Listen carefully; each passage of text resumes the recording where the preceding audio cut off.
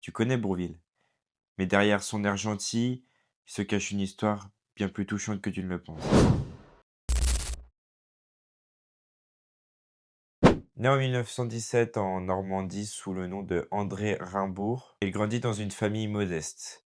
Mais son père meurt pendant la guerre et il est élevé par sa mère. Très tôt, il développe un goût pour les musiques et l'humour, comme une façon de faire sourire les gens malgré toutes les difficultés. Avant le cinéma, Bourvil commence à chanter. Il se fait connaître avec des chansons drôles, où la plupart du temps, il joue des rôles d'une personne naïf et attachant.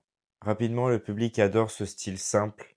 Dans les années 50 et 60, tout s'accélère. Bourvil devient une figure incontournable du cinéma français. Il enchaîne les films avec son duo Louis de Funès.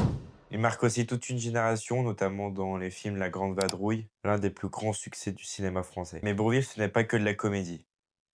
Il va aussi jouer dans des rôles beaucoup plus sérieux, comme par exemple dans le film Le Cercle Rouge, et où il va montrer totalement une autre facette de son talent. Un acteur capable de faire rire et en même temps de toucher profondément les spectateurs. Dans la vie, Bourvil est connu pour être humble, discret et profondément gentil. Très loin de l'image de star, il reste simple malgré son succès au cinéma. En 1970, atteint d'une maladie, il disparaît subitement à 53 ans.